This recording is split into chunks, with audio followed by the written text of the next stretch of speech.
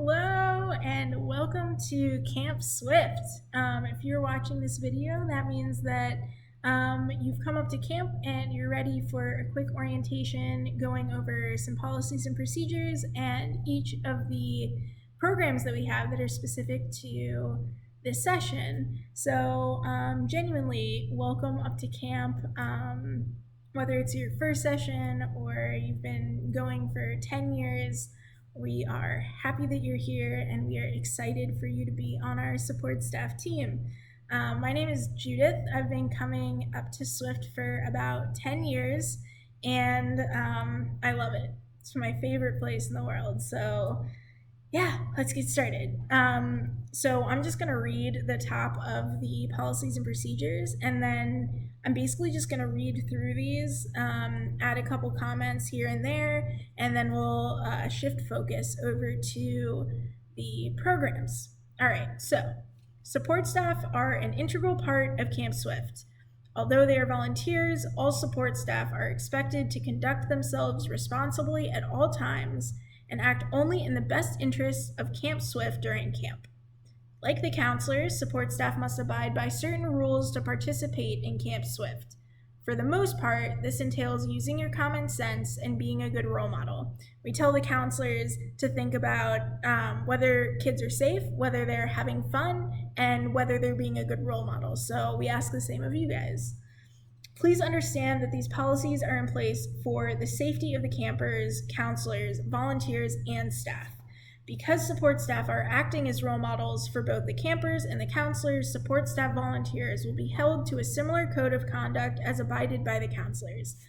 When it comes down to it, we're the adults on camp. We really have to be, you have to be on it kind of all the time. So as we go through these things, there's no wiggle room. We really need to abide by some of these policies pretty strictly. Number one is no tolerance, 100%. The drinking and or possession of alcoholic beverages, even if the volunteer is of legal drinking age, is strictly forbidden during Camp Swift.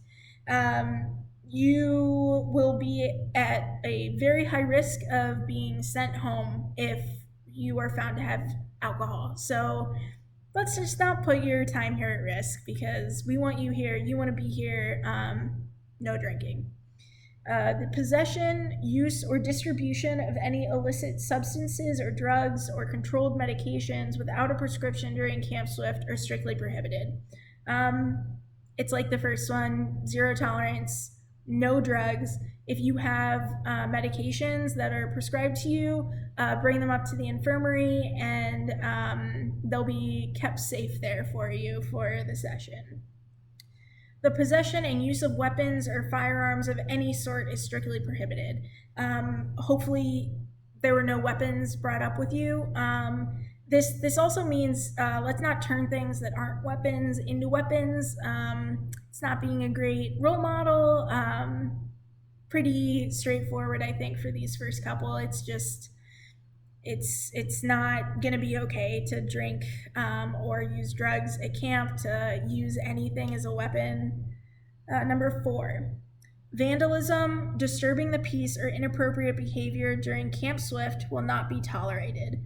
Any damage will be the financial responsibility of the persons responsible. If you break it, you buy it. So yeah, just let's not intentionally deface anything up at camp. We don't own this camp. There's a camp that runs all summer after our session. So let's be respectful of them and thank them for allowing us to use their camp by keeping it nice and clean and not vandalized. Number 5. Depending on the open fire rules, the smoking of legal products is only allowed in specific designated areas. Support staff is not allowed to give any counselor permission to smoke in the designated areas, even if the counselor is of legal age. This includes vapes and e-cigarettes. If you are a smoker, talk to Kaylee or Mike to find out about those designated spaces. And the times that it's okay to utilize those spaces.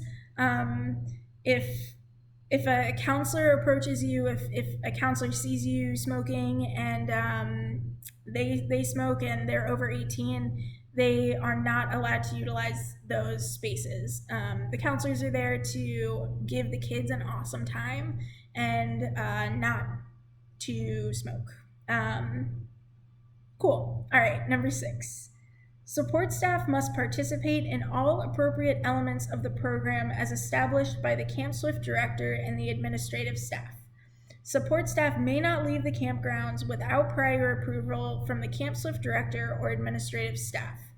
The Camp Swift director or assistant director must approve late arrivals and early departures. So everyone should have filled out an application to be up at camp. If you have not filled out an application, that is basically the first thing you should do after this, is make sure that you are on file for being here. And once you're on camp, you don't leave camp unless somebody knows about it. So if you really want to go get Starbucks or something in the morning, you have to let Kaylee and Mike know, so that it's really important that we know who's on camp and who isn't. So in case there's an emergency, we're not looking for you if you're actually down by like Safeway or something. So again, it's just kind of a safety measure that we take, so that there won't be a situation where we're not sure who's on camp and who isn't on camp. Number 7, any act by a volunteer that violates federal, state, provincial, or local law will be a violation of this code of conduct. Yeah, let's just not break laws.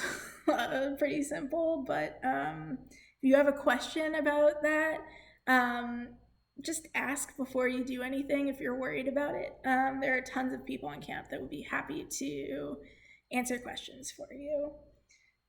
Number 8, volunteers must sign this code of conduct, provide complete medical information and release form, complete an event application. Only registered volunteers may participate in Camp Swift. Unauthorized guests will be asked to leave the campgrounds immediately. So like I said, the first thing you should do if you haven't done it yet, when we're done with this, is you should go and fill out an application so that you are officially up at camp. If we don't have all the information that we ask for on the application, if something medically were to happen, or if we would need to get in touch with someone, we would not have that information. And we feel like it's really important to make sure that we can keep everybody on camp safe. So yeah, just make sure that you have an application on file. If you're not sure, ask Kaylee or Mike. They will answer, or any of the other admin, they can figure it out for you. And at the bottom where it asks for your signature, after this last point in that bottom paragraph, feel free to sign it, print your name and date it, and then we'll move on to the program. So the last point, any additional rules pertinent to a specific event shall be announced by the Camp Swift director or administration and shall be observed as part of this code of conduct. So if anybody up at camp says, hey, this is going to be actually part of our policies and procedures, mentally you can add this onto this list. Just the bottom paragraph. Swift Youth Foundation and its directors, officers, employees, and agents reserves the right to search any personal belongings to ensure a drug-free and alcohol-free environment and for full compliance with this code of conduct. Any violation of this agreement may result, I think that meant that you would have to leave camp there. I'm sorry, the Camp Swift director taking disciplinary action. This code is in effect from the time a volunteer arrives at camp until the volunteer leaves campgrounds to return home. And then you'll sign and agree that you have read this policy and agree to abide by it. Like we said at the beginning, most of this stuff is common sense. Drinking and drugs, smoking anywhere other than those designated areas, it's really zero tolerance. You cannot be drinking at camp. You cannot be using drugs at camp. You will have to leave. And nobody wants that. We all want you to be here. So if you want to spend more time looking this over, reading it through, feel free to pause the video so that you can get the chance to do that. Make sure everybody has some pens. Let's sign this agreement, and then yeah, now you're officially here, and we can move on to some awesome programs. So the theme of camp this summer is superheroes. And other than Kaylee's dog Avery having a really cute outfit, it's also going to be part of a bunch of the programs that we run. So before we dive in, I want to talk about some of the aspects of life that we really try to instill in campers and counselors. They're two different lists.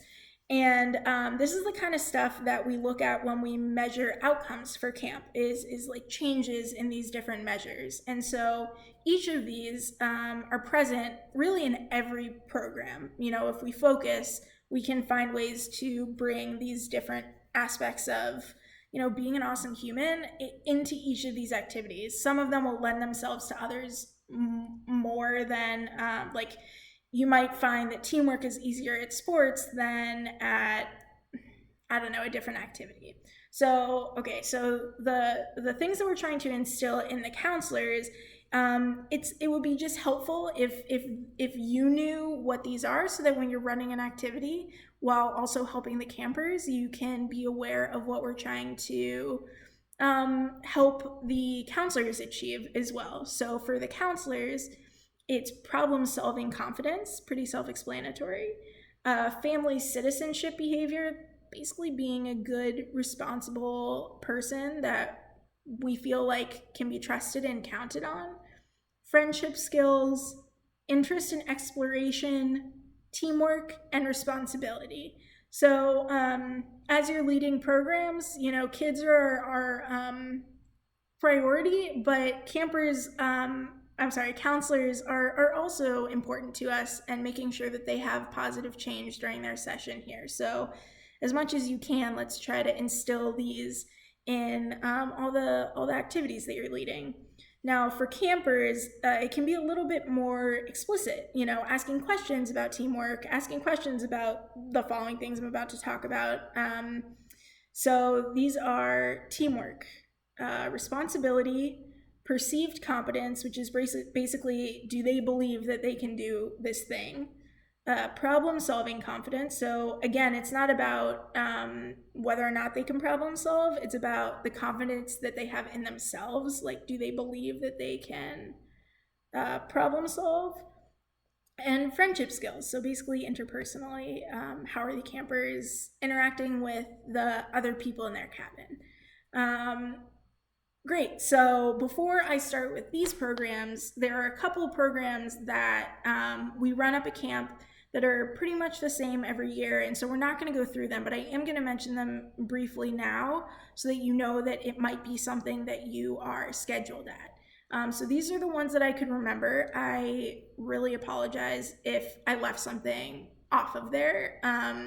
If I did, chances are that what I just previously said about just remembering these pieces and trying really hard to just instill all of these positive life values throughout programs probably applies if I forgot as well. So sports is a great place to build on teamwork, problem solving, perceived competence, friendship skills, really all of them. So sports isn't going to be just playing a game for fun. We really want to try to instill that working together is important. If a team is playing against another team, good sportsmanship is important. Lifting up a fallen cabin mate is a great act of teamwork, a great act of friendship skills. The rock wall is a great place for cabins to cheer on their cabin mates, and it can be really scary. A lot of them will not have ever seen a rock wall or done a rock wall, and it can feel pretty scary. So at the rock wall, we really encourage campers who aren't climbing to not go and start to play basketball or anything, but to stay and watch their cabin mates climb and to cheer them on, and really encourage them to stay a cabin unit while they're at that activity. Gaga is a super fun game, but responsibility is huge there, because a lot of times kids might get out and they don't choose to actually leave. So Gaga is a great place where before people start playing to say something like, if you feel, if you see or feel the ball touch your feet, we are trusting you to be honest and to leave the Gaga pit. Um, let's see, in the pool gets a little nuts and a little bit crazy, and chances are if you're at the pool for a period of time, you'll be in the pool with the kids. We just want to make sure there that they stay safe, that kids that can't swim are not in the deep end. We want to, the pool can be a dangerous place. Let's try really hard to not be talking or taking focus away from the lifeguards who are there to focus on the kids and keep them safe, and the counselors as well. And then canoeing. If you go canoeing, it's super, super fun. It's also something that most of the campers haven't done before, and so they can be pretty scared. And it's away from camp, which, they start to feel like camp is home really quickly. So we want to do our best to encourage them to work on all of these different aspects of growth that we're trying to instill in kids at camp. So I'm just going to read through them one more time, and then we'll switch over to the programs. So we're trying to instill teamwork, responsibility, perceived competence, problem-solving confidence, and friendship skills. If you have any questions about how to instill any of those things, the admin up at camp would be so happy to help you, especially Matt or whoever the support staff director is for the session. So great. So now we're going to move on to some of the programming. All right, so let's start with Shaboogie. So Shaboogie is a more serious program that happens in the cabin, and the point of Shaboogie overall is to tap into how campers feel about their future, about who they are, about their goals and their role models. So this year, it's about Moana, which is awesome because it's all about superheroes, and Moana is one of my favorites. So the way that this starts is basically talking through a little bit of Moana and how that applies. And also, you should have copies of the programs with you guys, so make sure you pull that one out so you can look along with me. So the first thing you're doing is that intro. You can basically say what's on here. It's written in the same language that would be awesome for you to share with the cabin. The backstory Mad Lib, we're gonna pass around an origin story Mad Lib and have them fill it out. But each camper is gonna have their own, so they might need a little bit of help going through it. So after you introduce the Mad Lib, I'm sure the counselors are gonna be going around helping the kids. You can also take that time during the Mad Lib to do that with the kids, because they might not necessarily be able to read and fill in the blanks by themselves. Then we go to the superhero matching relay, where there are going to be photos of superheroes, and then the campers are going to line up shoulder to shoulder on the opposite side of where the pictures are, and then we're going to pass out powers. And the goal is to speed walk over and try to match the superpower with the superhero. If what they try isn't right, they're just gonna get in the back of line, and we'll try to get them all right before we're done. Okay, so then after that, we're all gonna come back together in a circle, sit down with their individual Mad Libs, and flip it over. And on the back of their Mad Libs, we want them to think about 1 to 3 superpowers that they have. And it's not always easy to think about, like, what is my superpower? What's the couple things that I'm like really good at? This is a great problem-solving confidence moment. So some of the kids might need a little bit of help of thinking what they're super good at. And I think on here, blah, blah, blah, blah, blah, blah.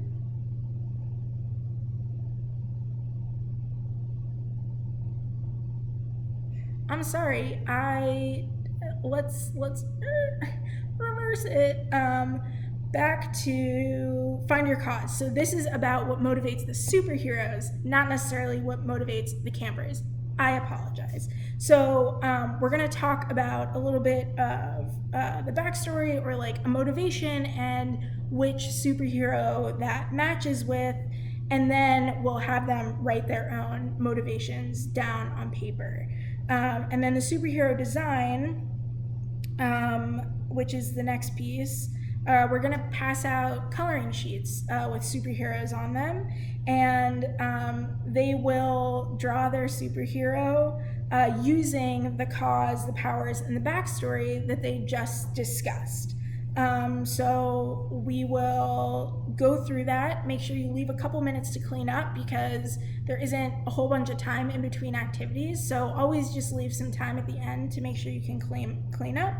And then the conclusion is basically campers sharing, and not all campers will want to share, and that's totally okay. It's optional.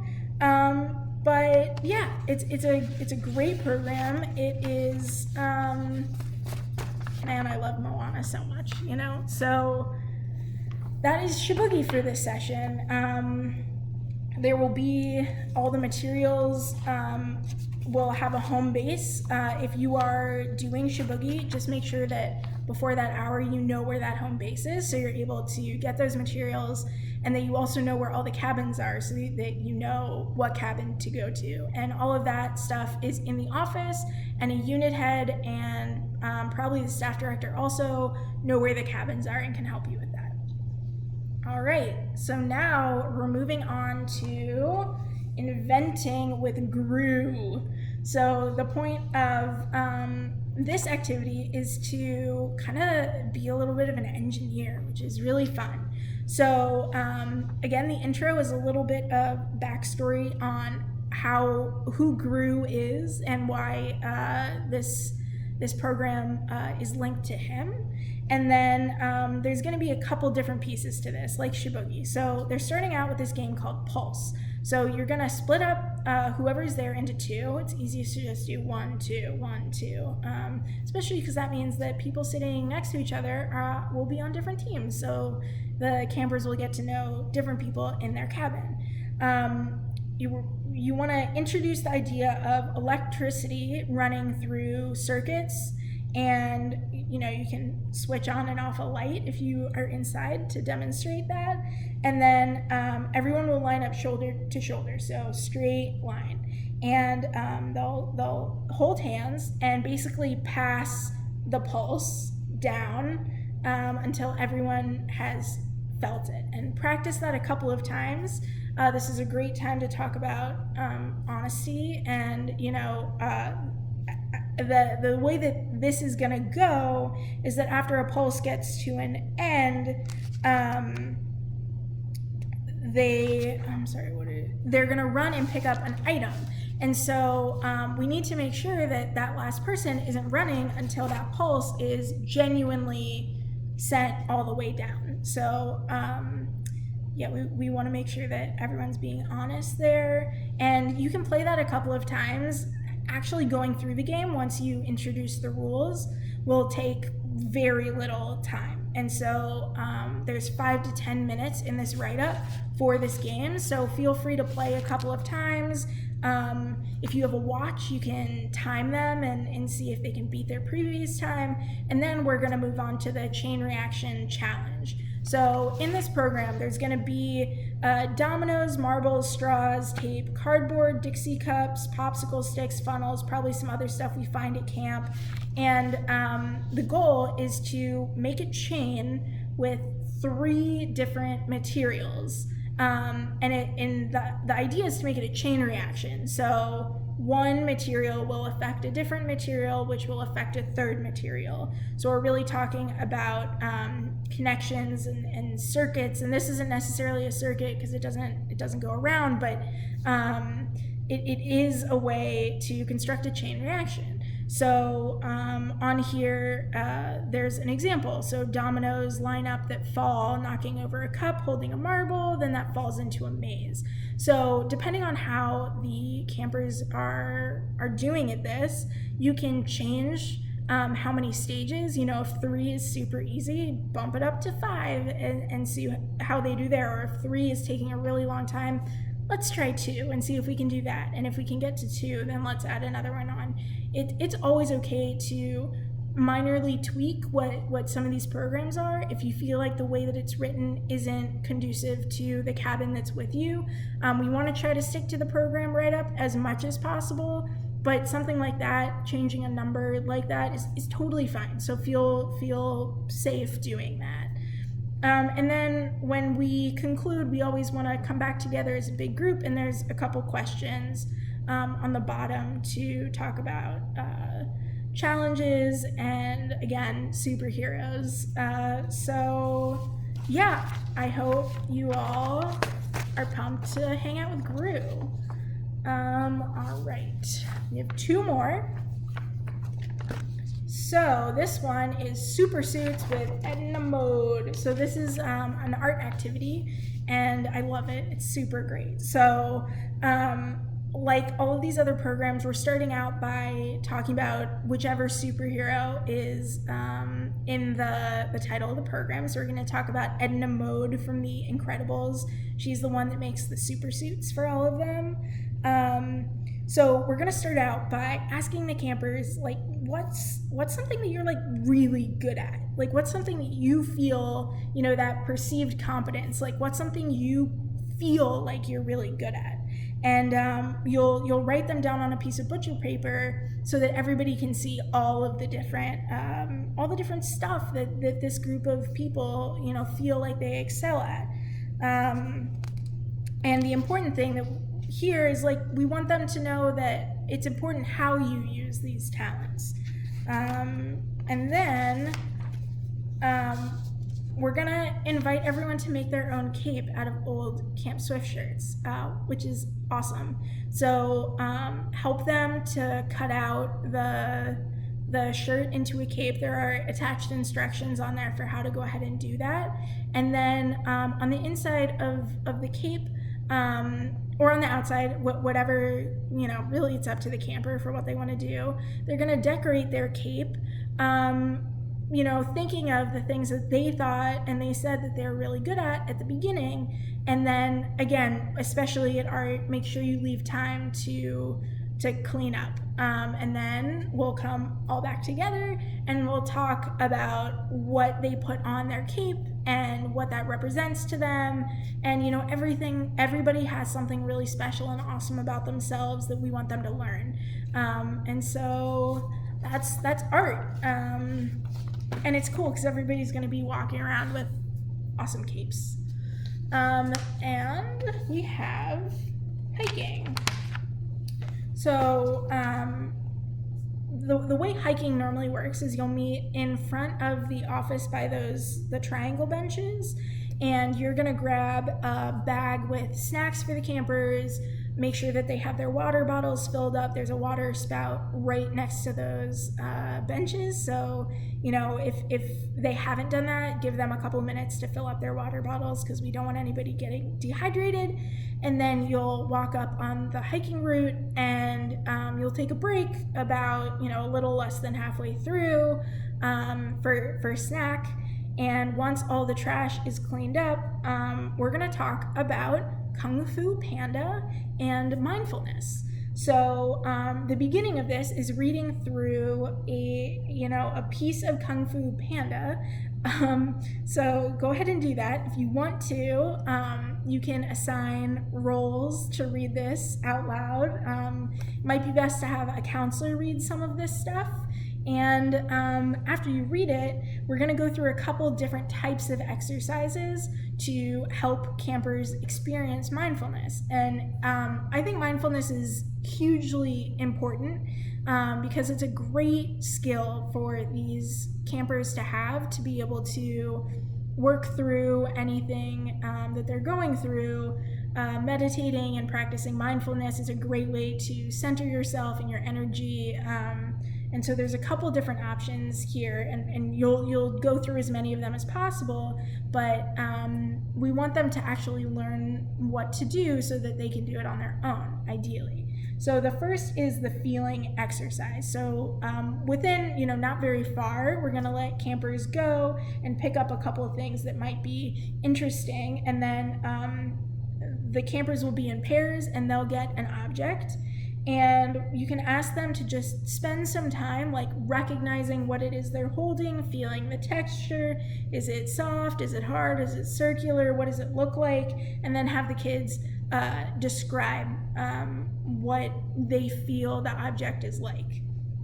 The seeing game, so talking about the hike, this is another opportunity that campers probably don't have. Even if they've gone hiking in Phoenix, it looks different than Prescott. So the seeing game is important because it just gives them an opportunity to look around, take in their surroundings. What do you see? Do you see anything bright? Do you see lots of trees? And then after, you give them a minute or two to look around, have them share some of the things that they saw. Or, if a camper says, I saw a bunch of trees. Did you guys see a bunch of trees? Did everybody see a bunch of trees? So ocean breathing. So the campers can sit or lie down however they feel comfortable, and everyone's gonna breathe in through their nose and then breathe out through their mouth with pursed lips. So almost like you have a straw in your mouth, and have them try to think of that as sounding like ocean waves, like there's an ongoing process, and then let them just sit and breathe for a couple of minutes. It's a really great, just deep breathing is a great mindfulness exercise. And then the power of listening. This is also really special because what it sounds like up in Prescott, it doesn't sound like in Phoenix. So just having the campers listen for a couple of minutes is awesome. And then try to have them remember to listen to remember what they hear. And I would tell them that before they start the activity so that they know. So when you introduce it, you can say, try your best to remember everything that you hear before you start those couple minutes. And then we'll have them share again. And then the last thing is the body squeezing exercise. This is very similar to, the second to last one, is very similar to like a body scan, going through different parts of your body and, tightening the muscles and then letting them go. So again, comfortable position, make sure they know that they let go of one thing. So, grab for about 5 seconds and then release. And so you'll go from your toes to your legs, to your stomach, to your hands, to your nose and your face. And you can read through in the write-up, it has exactly what to say for each body part for how they can tense up that body part. And then 5 senses is basically having the kids sit and be in touch with all of their 5 senses of sight, sound, smell, touch, taste. And just have them think about smelling things and what do you smell, and hearing things and what do you hear, touching things, what do you feel. So this is a great way to utilize time hiking on the way back or for that break that you have when you're eating. Just make sure you leave time, that you're not hiking out too far, so that when you take this break, you have time to go through some of these mindfulness exercises. And to sum this one up to the campers, you can say, these are things that you can do in your cabin, or you can even ask them, when do you think using these tools would be helpful? And allow them to think about how they can use these things that you're doing on the hike when you're not on the hike, because they are really, really useful skills. So those are all of the specific programs. The night programs, somebody else is going to go over with you, and I hope you feel like you've learned what to do when you're leading these different activities. If you're not sure, feel free to ask some of the admin, especially your staff director, and they will be more than happy to help you out. There are copies of all of these programs up in the office all of the time. So if you see that you're leading something and you're not exactly sure how to do it, just go ahead and reread that program. And these write-ups are, you can just kind of go step by step. It's okay if you're not sure. You can always refer back to the write-up and gain some confidence on how to lead the program.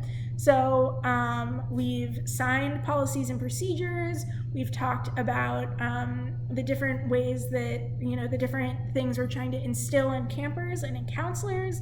And we went through the programs. So I hope you guys feel confident about being up at camp. You're gonna have an awesome time, and yeah, have an amazing, have fun. Bye.